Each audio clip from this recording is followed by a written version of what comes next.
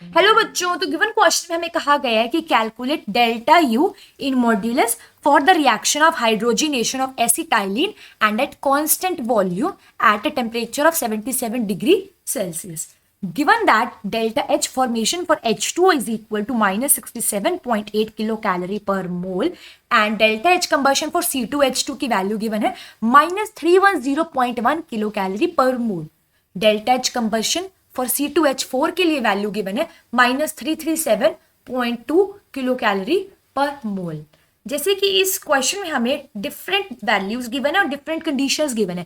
हमें उन सब वैल्यूज के अकॉर्डिंग और कंडीशंस के अकॉर्डिंग हाइड्रोजिनेशन ऑफ एसिटाइलिन के रिएक्शन के लिए डेल्टा यू की वैल्यू मॉड्यूलस में फाइंड करनी है. तो सबसे पहले इस क्वेश्चन में हमारा की कॉन्सेप्ट हो जाएगा डेल्टा यू, जो कि होता है change in the internal energy. और इस चेंज इन इंटरनल एनर्जी को डिनोट किया जाता है डेल्टा यू से. जैसे कि हमें पता है कि हर एक सिस्टम, हर एक सब्सटेंस एक फिक्स्ड अमाउंट ऑफ एनर्जी को पोजेस करता है. उस फिक्स्ड अमाउंट ऑफ एनर्जी के बीच के डिफरेंस को यानी कि चेंज को कहते हैं डेल्टा यू, जो कि है चेंज इन इंटरनल एनर्जी. सबसे पहले इस क्वेश्चन में हमें गिवन है delta H formation for H2, यानी कि सबसे पहले हम रिएक्शन लिखते हैं H2O की फॉर्मेशन के लिए, जो कि होगा 1 मोल ऑफ H2 जब रिएक्ट करेगा हाफ मोल ऑफ O2 के साथ, यानी कि 1/2 मोल ऑफ O2 के साथ, तो प्रोडक्ट में हमें मिलेगा 1 मोल ऑफ H2O. और इस रिएक्शन के लिए डेल्टा एच फॉर्मेशन की वैल्यू है माइनस 67.8 किलो कैलोरी पर मोल. सेकेंड इक्वेशन में हमें कहा है कि delta H combustion for C2H2. C2H2 होता है एसिटाइलिन और इसके कंबशन के लिए इसका रिएक्शन हो जाएगा 5/2 मोल्स ऑफ O2 के साथ, जो कि हमें प्रोडक्ट मिलेगा अब 1 मोल ऑफ H2O और साथ में 2 मोल्स ऑफ CO2. ये एक बैलेंस्ड इक्वेशन है और इस इक्वेशन में डेल्टा एच कंबशन की वैल्यू C2H2 के लिए हो जाएगी माइनस 310.1 किलो कैलोरी पर मोल. थर्ड इक्वेशन में हमें गिवन है C2H4 की डेल्टा एच कंबशन की वैल्यू.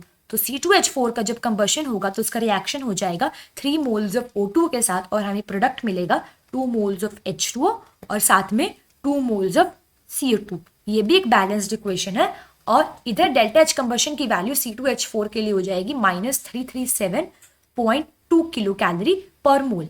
अब जैसे कि क्वेश्चन में हमें डेल्टा यू की वैल्यू को फाइंड करना है हाइड्रोजिनेशन ऑफ एसिटाइलिन के लिए, तो सबसे पहले हाइड्रोजिनेशन ऑफ एसिटाइलिन का रिएक्शन हो जाएगा C2H2 प्लस H2, जो कि हमें मिलेगा 1 मोल ऑफ C2H4. C2H2 होता है एसिटाइलिन जिसका हाइड्रोजिनेशन हो रहा है और C2H4 होता है इथाइलिन या फिर इथीन. ये हमारी हाइड्रोजिनेशन ऑफ एसिटाइलिन की रिएक्शन. अब C2H4 में आएगा प्रोडक्ट हमारा और C2H2 का हो रहा है हाइड्रोजिनेशन. हाइड्रोजिनेशन एक्चुअली एक रिएक्शन का प्रोसेस होता है. इसमें हम करते हैं एडिशन ऑफ H2, यानी कि एडिशन ऑफ हाइड्रोजन.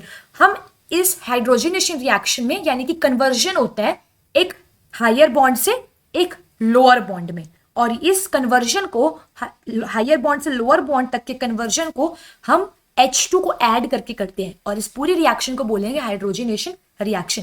अब इस रिएक्शन में सबसे पहले हम फाइंड कर लेंगे डेल्टा H, जो कि हो जाएगा इनका डेल्टा H यानी कि रिएक्टेंट्स का डेल्टा H माइनस प्रोडक्ट का डेल्टा H, जो कि हमें इधर फर्स्ट इक्वेशन में गिवन है H2O के लिए डेल्टा H की वैल्यू, सेकंड इक्वेशन में हमें गिवन है डेल्टा H कंबशन की वैल्यू C2H2 के लिए और थर्ड इक्वेशन में हमें गिवन वैल्यू है C2H4 के डेल्टा H कंबशन की.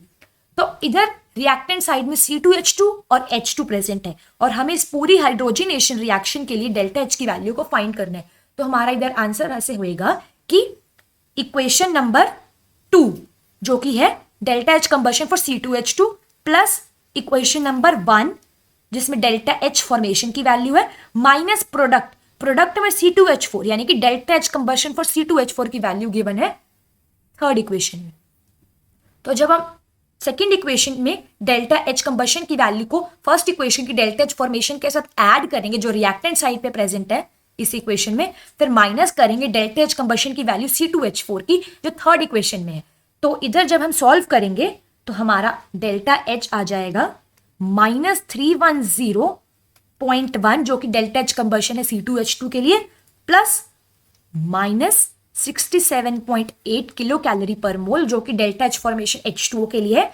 फिर माइनस कर देंगे C2H4 की कंबशन की वैल्यू जो कि प्रेजेंट थी प्रोडक्ट साइड में हाइड्रोजिनेशन रिएक्शन में। अब जब हम इसको सॉल्व करेंगे तो डेल्टा एच की वैल्यू इधर आ जाएगी -40.7 किलो कैलोरी पर मोल। ये है इस हाइड्रोजिनेशन रिएक्शन के लिए डेल्टा एच की वैल्यू। अब हमें क्वेश्चन में कहा गया है कि डेल्टा यू की वैल्यू को फाइंड करना है, और हमें पता है कि according to a law of thermodynamics delta U is equal to delta H minus delta n R T. अब हम इस इक्वेशन में जब वैल्यूज पुट कर देंगे जो हमें क्वेश्चन में गिवन है, तो डेल्टा एच की वैल्यू तो हम निकाल चुके हैं हाइड्रोजिनेशन वाले रिएक्शन के लिए, जो कि है -40.7। फिर हम माइनस करेंगे डेल्टा एन। डेल्टा एन होता है कि नंबर ऑफ प्रोडक्ट्स जितने प्रेजेंट है उसमें से नंबर ऑफ रिएक्टेंट्स को माइनस कर दें। अब इस हाइड्रोजिनेशन रिएक्शन में एक प्रोडक्ट प्रेजेंट था और टोटल 2 रिएक्टेंट प्रेजेंट थे, एक C2H2 का और एक H2 का। तो जब हम प्रोडक्ट तो यानी कि टोटल नंबर ऑफ प्रोडक्ट में से total number of moles of reactant को माइनस कर देंगे इधर हाइड्रोजिनेशन रिएक्शन के लिए, तो इधर आंसर आएगा -1। अब इस वैल्यू को अगर हम इधर पुट करेंगे तो -1 मल्टीप्लाइड बाय आर।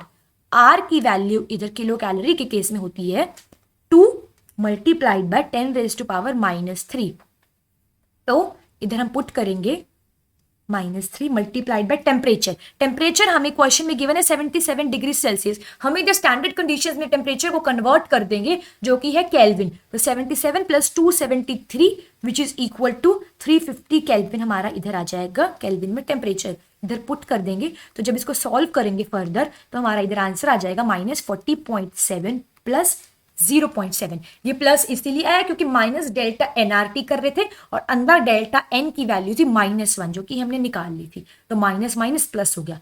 इसको आगे सॉल्व करेंगे तो हमारा इधर आंसर आ जाएगा -40 किलो कैलोरी। ये है हमारी डेल्टा यू की वैल्यू। लेकिन हमें क्वेश्चन में कहा गया है कि मॉड्यूलस डेल्टा यू चाहिए। मॉड्यूलस मतलब पॉजिटिव में, तो पॉजिटिव में डेल्टा यू की वैल्यू हो जाएगी 40 किलो कैलोरी। ये हो जाएगा हमारा final answer, which means delta U की वैल्यू मॉड्यूलस में यानी कि मॉड्यूलस डेल्टा यू की वैल्यू हाइड्रोजिनेशन ऑफ एसिटाइलिन के रिएक्शन के लिए हो जाएगी final 40 kilo calorie. Now I hope you all understood this question. All the best.